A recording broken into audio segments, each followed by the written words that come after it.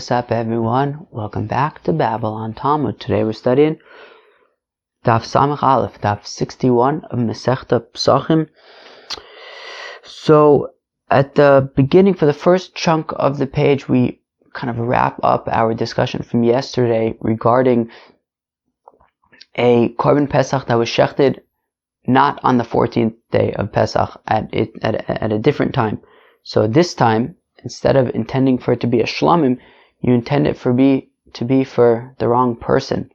How does that, what kind of nafkaminas are there in terms of the kosher status of the korban? And then we get into a new Mishnah which discusses the people you should be shechting the korban, you should be slaughtering the korban pesach for, and what if you have intention for the wrong people? How does that play out? Okay, so we are on Samach Amud Beis on the first wide line of the daf. Ibailu, so they ask a kasha, Pesach sheshachato b'shayim hashana b'shinu bailim mahu. Aha. So you have a Korban Pesach. Now, of course, the Korban Pesach needs to be offered on the 14th day of Nisan. Now, this is some other day of the year. I don't know. Let's say it's a week earlier, making up a random time. So, and he shechs the Korban Pesach. So that's going to be a problem because the Korban Pesach has to be slaughtered on the 14th of Nisan. He's doing it a week before, then it's a problem. Now, we said yesterday that if, when he slaughters the Korban Pesach, he has intention that it should be a shlamim, then that would actually be okay, because, Seder, he's offering a Korban shlamim. Great. Now, what if that was not his intention? But the intention was, or let's say you have a Kohen, and the Kohen is slaughtering the Korban for the person. Now, in general, Shechita does not have to be done by the Kohen. Shechita could be done by a Zar, by a non-Kohen. Mikabala va'elach mitzvahs kahuna.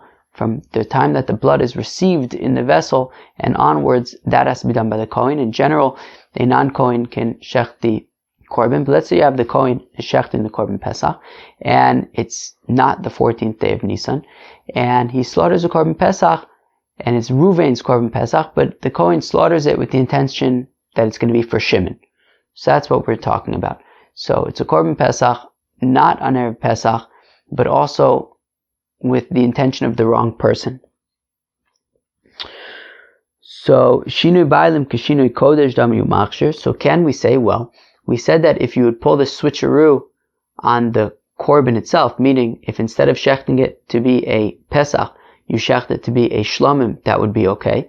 So maybe we would say, if you're supposed to be shechting it, or you would assume that it would be shechted for Ruvain, who owns the animal, but instead you shecht it for Shimon, maybe that would also be enough to say that it's kosher. Although, or do we not say that? And we say that if you shecht l'shem shlamim, it'll be okay, but l'shem Shimon, it's not okay. So, Rav Papa says, look, I was, saying over this sugya in front of Rave, Hol v'shinui kodesh poslo bizmano. So Shinui Kodesh is changing the Korban itself, meaning if you have a Korban Pesach and you shecht it with the intention of a Shlamim, so if it's the 14th day of Nisan, so that's going to be a problem. You shechted your Korban Pesach with the intention of a Shlamim, as we learned in the previous Mishnah, it's a problem. Vishinui Bailim Poslo Bizmano. Now the same also would apply to Reuven and Shimon. If it's the 14th day of Nisan, and you slaughter the Korban Pesach of Reuven with the intention of Shimon, that's also going to be a problem.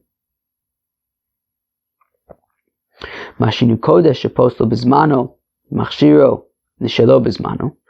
So says Rav Papa, so therefore I will make the parallel, I would draw the parallel and say that just like Shinu Kodesh, when you pull a switcheroo vis-a-vis Pesach and Shlamim,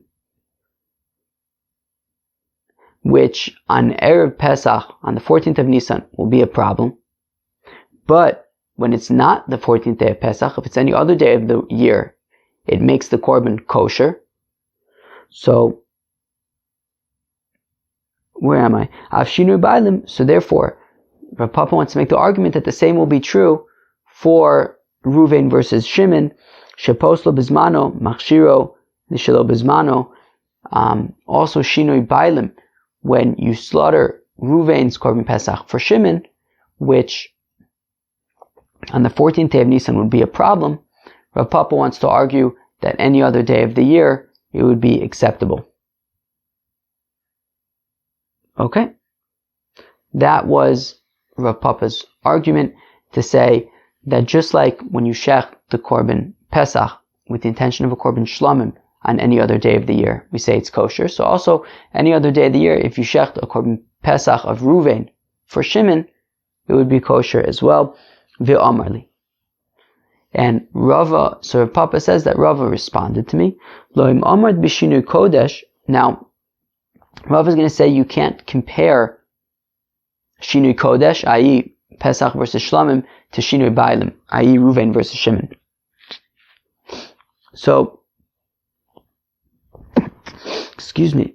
So, Loim Amad b'Shinui Kodesh. So, he's now going to list four differences, four distinctions between Pesach / Shlamim on the one hand versus Ruvain / Shimon on the other. So, Loim Amad b'Shinui Kodesh, Sheken psula begufo. So when it comes to a korban pesach that you slaughter as a shlamim, so it's a psul in the mahus of the korban itself. It's a psul in it was a pesach, now it's a shlamim. It changes the name of the game, right? In the korban, the animal itself, right? It's no longer a pesach, it's a shlamim. V'yeshno ba'arba avodis, and it also applies to every step of the way, right? As we learned in the Mishnah yesterday. Was it yesterday? Yeah, it was yesterday, right? That whether it's by the shchita, whether it's by the Kabbalah, whether it's by the holacha, whether it's by the zrika, if at any point you did one of those processes with the intention of a shlamim on the 14th day of Nisan, that is going to be a problem. V'yeshno la'achar misa, and it also applies to after death, right? So for example, let's say you have a fellow, when he was alive, he set aside an animal to be a korban, and then he dies, and let's say it was a shlamim, and then, so now his child is going to offer this animal that was set aside for his deceased father. If that child, when he offers this shlamim, does it with the intention of, I don't know, achatas, some other korban, so that's going to be a problem, and he's going to have to bring a different animal as a replacement. So we see that Shinui Kodesh, that changing the actual type of korban applies even after death. V'yeshno b'tzibur kibiyachid, and it applies to individual korbanos, it applies to public, communal korbanos. So, I don't know, I guess this means maybe like if the korban tamid shel shachar, let's say the morning communal offering was slaughtered, I don't know, maybe as like a musaf or something, ich weiß nicht. And an asham, I don't know. So that would be a problem. So we see that there's like four different places, domains in which Shinui Kodesh is going to create a headache. Now, this is as compared to Tomar b'Shinui Bailim. Are you going to apply the same halachas to Shinui Bailim, or the same logic to Shinui Bailim of Ruvain versus Shimon? De'in psula begufo, that it isn't, this psul is related to the person bringing the korban. Ruvain versus Shimon, it's not related to the korban itself, whether it's a pesach or a shlam. Ve'enu ba'arba avodis, and it doesn't apply to all four avodis, rather just the zrika. Right? The important thing by the korban is that the throwing of the blood on the mizbeach needs to be with the intention of the correct recipient. The person bringing the offering, and therefore, if you do the zrika sadam of Ruvain's korban with the intention of Shimon, that's a problem. But the shchita, it's not going to invalidate it. As Rashi points out, just almost like directly to the right, V'chapara leisa ela bezrika, that the kapara, the atonement of the korban, specifically comes when the blood is thrown on the mizbeach, and that needs to be done with the same intent, with the intention of the correct person. But any of the other 4 steps, not necessarily. Ve'enu la'achar misa, and it doesn't apply after death, right? So, for example, if you had Reuven, and he had said it, right? You had this guy, he'd set aside a korban, then he died, and then his children offer it, but they don't offer it with the intention of Reuven, they offer it with the intention of Shimon. So that's not necessarily going to mess things up, because Reuven isn't alive anyways for it to be for him. Ve'enu b'tzibur ki b'yachid, and it doesn't apply by korbanos, by communal offerings, obviously, because communal offerings don't apply to any particular person, so you can't really have a switcheroo of the person offering it, Reuven versus Shimon, because it doesn't apply to specific people. Okay, fine. Now, so we just said that in 4 ways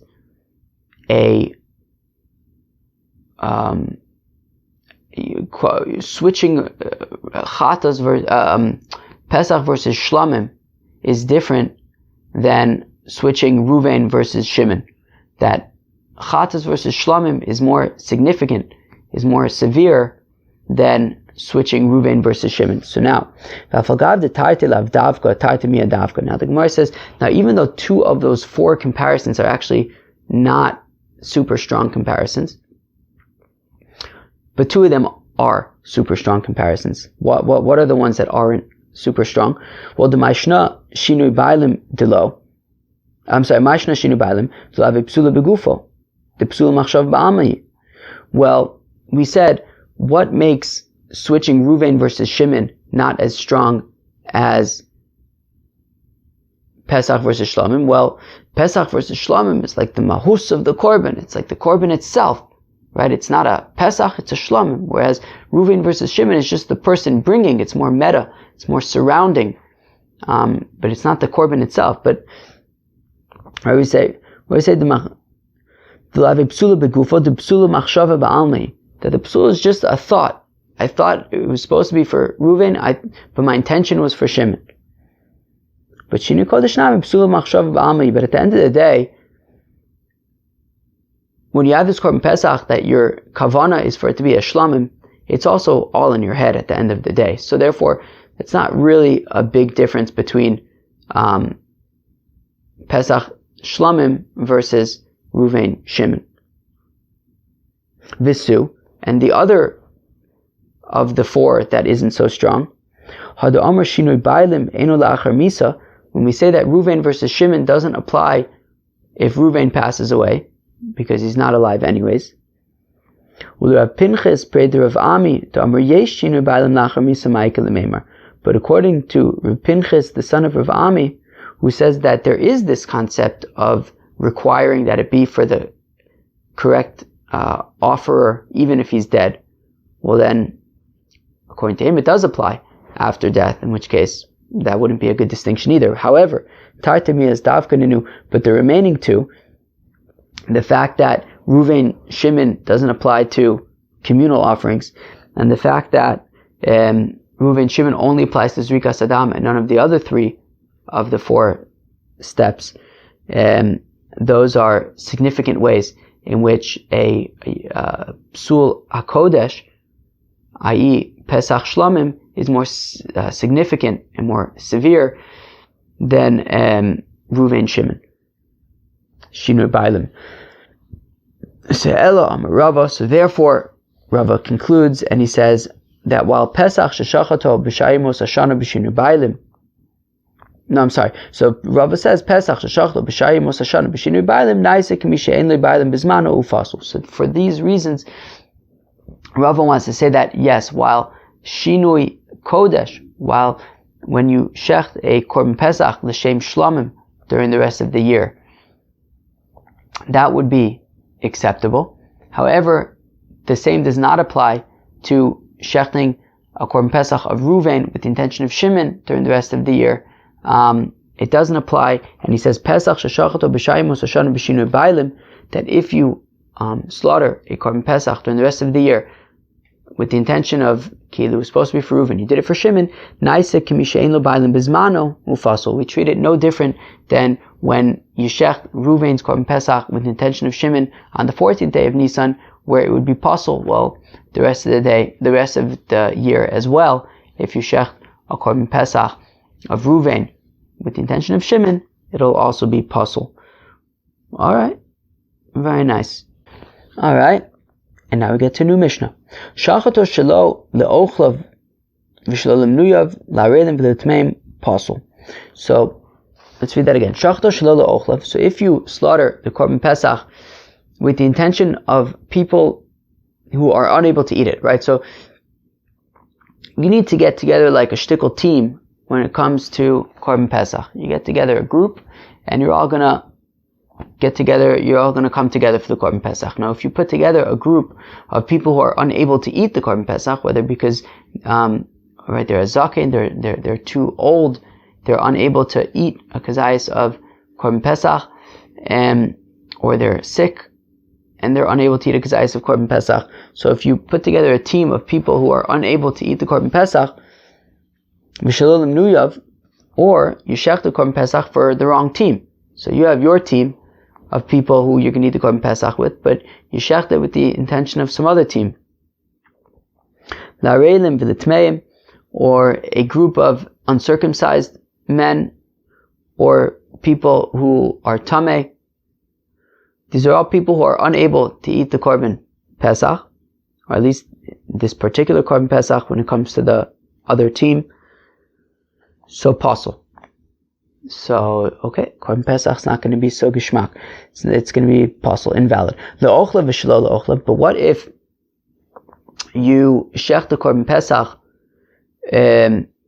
with like a double intention for a group comprised of people who are able to eat the Korban Pesach, as well as people who are unable to eat the Korban Pesach. Lemnuyav v'shelo lemnuyav. You have the intention of the team associated with this particular sheep, as well as another team. Lemulim v'la'arelim. For a group of people that include circumcised people as well as not. L'tmeim v'l'tahorim. A group of tahor, of pure and impure fellows. Kosher. So in that case, it's kosher. Shachto kodem chatzos, possible. If you shech the Korban Pesach before noon, possible. Because the pasuk says you have to shech the Korban Pesach in the afternoon, not the morning. Shachto kodem l'tamid, kosher. Now we had said that the Korban Pesach is offered after the afternoon offering, after the Tamid Shel Ben Arbaim. What if you slaughtered the Korban Pesach before the afternoon offering was offered? Kosher. It's okay. As long as, so somebody received the blood of the animal in a vessel. So whoever received the blood should keep that blood moving. Should keep the vessel shaking around so that the blood doesn't congeal. And that way, after the Tamid Shel Ben Arbaim is offered, you could then take this blood and throw it on the Mizbeach, and it won't congeal.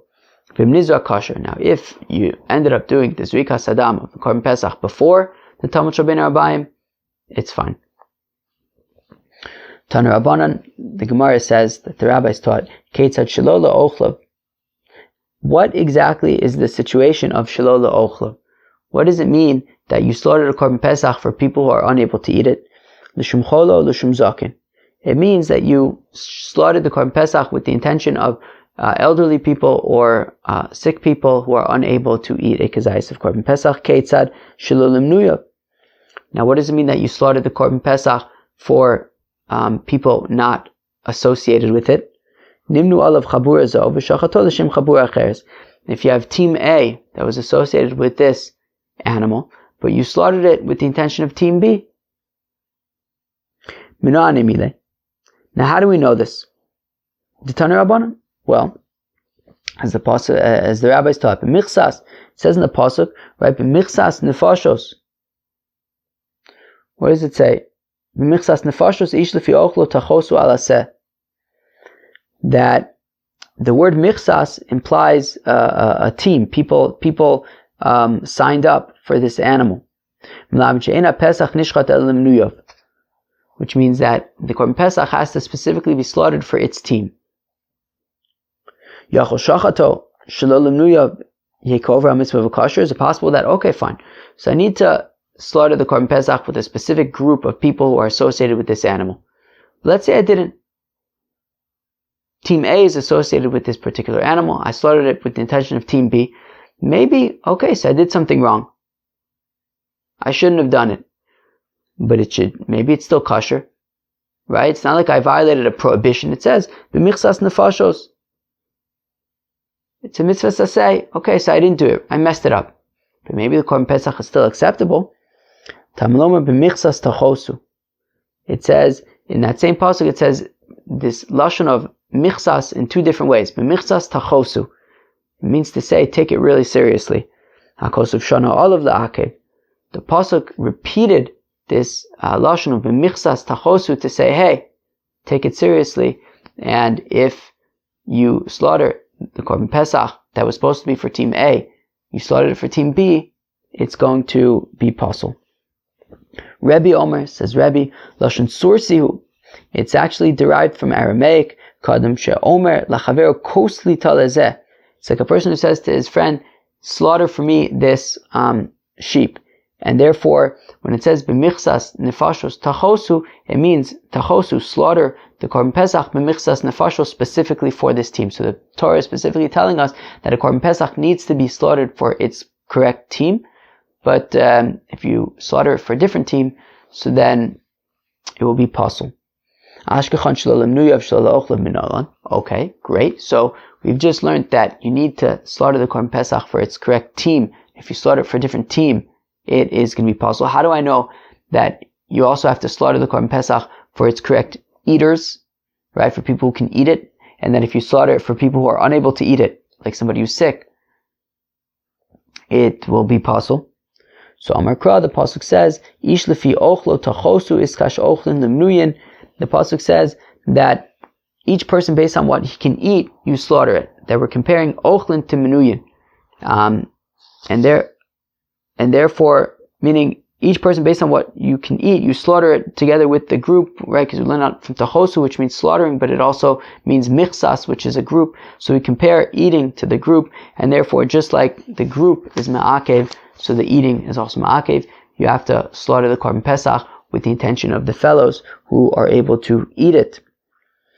Frek the Gemara, top of Samach Aleph Mud Beis. Shachat olamulin amnas sheiskaper bo arelim bezrika. Interesting. This guy was very clever, and he slaughtered his Korban Pesach with the intention of circumcised people, which is good. But he had in mind that the Zrikas Hadam should atone, and the word atone is not literal over here, because this isn't a Korban Chatas or anything, but he has an intention that the Zrikas Hadam, that when the blood will be thrown on the Mizbeach, it should be also for non-circumcised people. So the question is, does that intention that the Zrikas Hadam is going to be for Arelim, does that mess up the Korban Pesach? That's the Shaila. Rav Chizda Amar Pasul, Rabba Amar Kosher. Great, nice clean machlokas. Rav Chizda says Pasul, that the fact that he intended that the Zrikas Hadam is going to be for Arelim, people who are uncircumcised, so that messes things up. Rabba says it doesn't. Rav Chizda Amar Pasul, Yesh machshavas Arelim bezrika. Rabba Amar Kosher, in machshavas Arelim bezrika. Rav Chizda says that because the intention of uncircumcised people is able to mess up Zrika, is able to cause issues by Zrika, whereas Rabbah says the ein machshavas harelim b'Zrika, the intention of uncircumcised people does not mess up the Zrika. Okay. Amar Rabba min aminallah. Now basically this is going to take us to the end of the daf.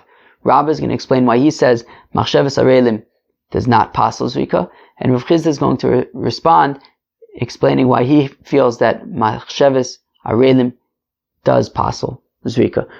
Frek the Gemara? No. Zokt and frek? No. Zokt the Gemara. Okay. My Yiddish isn't very good. Amar Rabba.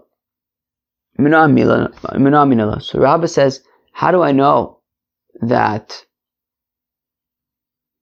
if you have intention by the Zrika Sadam for uncircumcised fellows that it's not going to mess up the Zrika Sadam?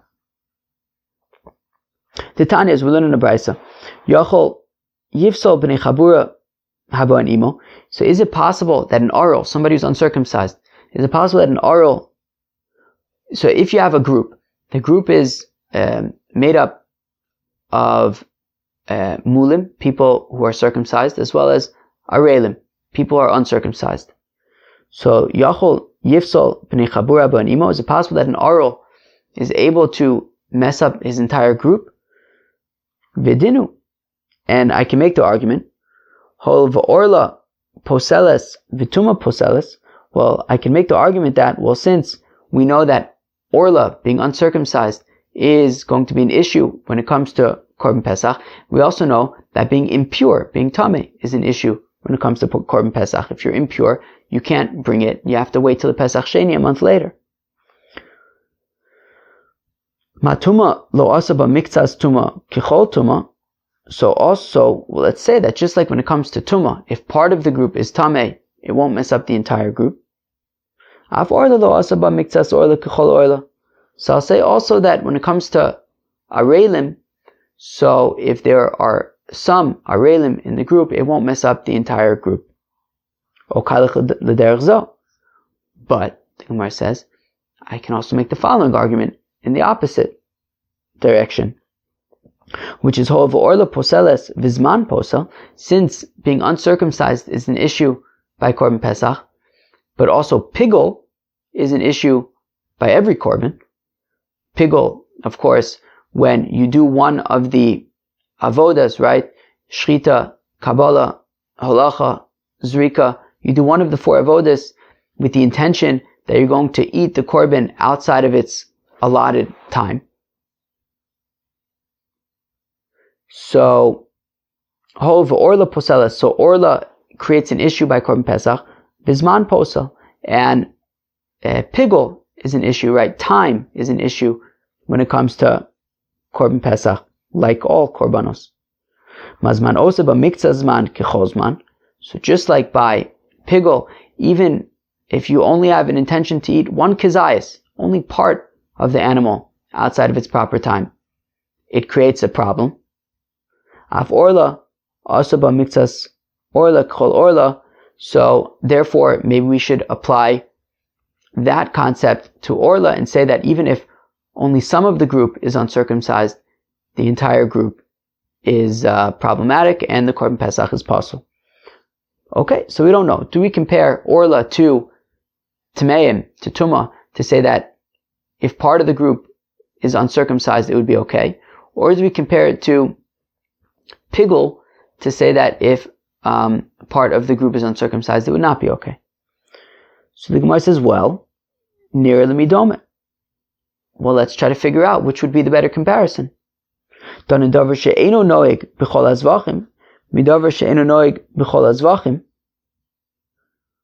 let us compare something that doesn't apply to all korbanos to something that doesn't apply to all korbanos. Meaning, orla, being uncircumcised, is specifically an issue when it comes to Korban Pesach. Any other korban, so while Rashi points out that you're not allowed to eat it, somebody who's uncircumcised would be unable to eat any korban, but they can offer a korban. I don't know, for whatever reason, they have to bring a korban chatas. They can offer a korban chatas, send a messenger and appoint somebody to bring a korban chatas for him. But he wouldn't be able to eat it. And the same applies to tumah. If you have somebody who's impure, he could send somebody to offer his korban for him. But when it comes to Korban Pesach specifically, an Aral and a Tameh are unable to offer the Korban Pesach in any way. Now, also, I need to point out The Rashi clarifies that when we talk about an Arel over here, when we talk about somebody who's uncircumcised, it's because he had brothers who died from circumcision, and therefore, for that reason, he was not circumcised. But nonetheless, he's unable to partake from the Korban Pesach, and we're trying to figure out if he's part of a group, will he passel the group? So we're saying, well, let's compare an Arel to a Tameh, because Arel and Tameh are both conditions that are unique to Korban Pesach. Any other Korban, an Arel and a Tameh would be able to offer. And don't learn out Arel from Pigel, because Pigel applies to every Korban, not just a Korban Pesach. Any Korban, if you intend to eat it outside of its allotted time, it's going to be a problem. Or I can make the opposite argument, however, and say that better to learn Arel from Pigel. Let's learn out Arel from Pigel, because both Arel and Pigel are things that will never be allowed, right? An Arel will never be able to join a Korban Pesach, and Pigel is never okay. There's never a context in which Pigel is okay. But don't learn out Arel from Tumah, because Tumah, after all, there are times when the Tumah issue can be waived. For example, there's a concept of Tumah. Oh, maybe this doesn't necessarily apply to Tumah Hutra B'Tzibur. Yeah, why wouldn't it be Tumah Hutra B'Tzibur? But anyways, if the majority of the Yidden are Tameh, so then they're able to bring the Korban Pesach even B'Tumah. So there are cases where theoretically you can offer a Korban Pesach if you're Tameh, but you can never offer a Korban Pesach if you're uncircumcised, or you know, if it's Pigel, it's always going to be a problem. There's no exception to that rule. So we're basically at a standstill. We can't figure out if we should compare Arel to Tumah or Arel to Pigel. So Talmud Omer Zos, and that is the end of the Brisa in a cryptic way that allows space for the machlokas between Rabbah and Rav Chisda to emerge. So the Brisa concludes Talmud Omer Zos. Therefore it says Zos, to teach us something. What does it teach us? So my Zos. So now Rabbah takes over from here, and he says, my Zos. What does it mean, Zos? If you want to say that what it means is that it's teaching that if the entire group is uncircumcised, it's possible, but if only part of the group is uncircumcised, it would be kosher. Well, no, we actually already know that from a different pasuk. It says v'chol arel lo yochal bo, right? And it says, therefore we want to learn that v'chol arel, that the entire group would have to be uncircumcised, but if only part of the group is uncircumcised, it would actually be okay. Okay, so it seems like we kind of have our answer to that question from v'chol arel, which is if the entire group is uncircumcised, it's going to be a problem, but if part of the group is uncircumcised, it's okay. Okay, but now we take it a step further. So then, elalav achi katani. So therefore, we don't need Zos to teach us, right? And Zos, by the way, is in the context specifically of uncircumcised people partaking in the Korban Pesach. It says Zos. So what's it teaching us? So if it's to say that, when it comes to like slaughtering the Korban Pesach, if part of the group is uncircumcised, will it create an issue? The answer is no. Because it says v'chol arel, the entire group needs to be uncircumcised for it to be a problem. So Talmud Omer v'chol arel. So where am I? So v'chol arel sanafka ella lab achi katani. This must be what it's teaching. Talmud Omer v'chol arel kula orla pasla miktasalo pasla. So that if the entire group is uncircumcised, it's a problem. But if part of the group is uncircumcised, it's okay. V'chitema, and if you're going to want to say who adin the zrika, and if you're going to want to say that this applies to zrika as well, that what? D'chula orla mia pasla, that if you do zrika sadam, you throw the blood on the mizbeach with the intention that, right, if you throw the blood on the mizbeach for a group that consists entirely of uncircumcised people, so then it would be possible, right? Meaning, we said that if you slaughter the Korban Pesach for a group that is entirely uncircumcised, it's going to be a problem. But if only some of the people in the group are uncircumcised, it would be acceptable. So then if we want to apply the same thing to Zrikas Adam and say that, okay, so if you have intention for a group that is partially uncircumcised, by Zrikas Adam would be okay, but if the group was entirely uncircumcised, it would be a problem, just like Shchita. Tamlomar Zos. Therefore, the pasuk says Zos, to exclude something. What's it excluding? B'shchita udechula orla mia pasla, avazrika afidu kula orla nami lo pasla. So it's come to teach that no, this idea that if the entire group is uncircumcised, the Korban Pesach is pasul, that's specifically by Shchita, but by Zrika, even if the entire group is uncircumcised, it would be acceptable, and there you have it. Rabbah has just, through this lengthy process, made his point that by Zrikas Adam, Arelus will not be an issue. That even if the entire group is uncircumcised, by Zrikas Adam, that would be acceptable. V'chitema maikula de Zrika. And if you're going to say, well, why should we be lenient by Zrikas Adam? The answer is because, well, as we said at the bottom of Samach Aleph Mud Aleph, that we compare Achila to the team when it comes to Shechita, right? That you have to specifically slaughter the Korban Pesach with the intention also of people who are able to eat it. That doesn't apply by Zrikas Adam. So Zrikas Adam is more lenient. It has less requirements. Therefore, we can be lenient by Zrikas Adam also and say that if your intention was for a group of people who are uncircumcised, it's not going to mess anything up. And to go back to the top of the daf, so when it comes to Shachat Olamulin, Amnashi Iskapulo Bo'arelim, so if you shech the Korban Pesach for circumcised fellows with the intention, however, that uncircumcised fellows should be included in the Zrikas Adam, says Rabbah, that's not going to be a problem, because Arelus is not an issue when it comes to Zrikas Adam. Now, Rav Chizda, Adarab, Rav Chizda learns it out to the opposite extreme, that while by Shechita, we said that sure, if you slaughter the Korban Pesach with the intention of a group comprised entirely of uncircumcised fellows, that's going to be a problem. But if it was only partially comprised of uncircumcised fellows, it would be okay. Rav Chizda takes it to the opposite extreme and says, well, when it comes to Zrikas Adam, actually, even if part of the group was uncircumcised, it's going to be an issue. Here we go. Rav Chizda Adrabah. Rav Chizda says it's the opposite. Le'idach gisa. Take it to the other extreme. Tamlomer v'chol arol. Right, the pasuk says v'chol arol, entirely uncircumcised. Kula orla pasla miktasalo pasla. That when it comes to shchita, so if the entire group is uncircumcised, it's a problem, but partial uncircumcision would be acceptable when it comes to shchita. Aval zrika, when it comes to zrika sadam, afilu miktsasa nami pasla, even if only part of the group is uncircumcised, it's going to be a problem by zrika sadam. V'chitema huadin the zrika.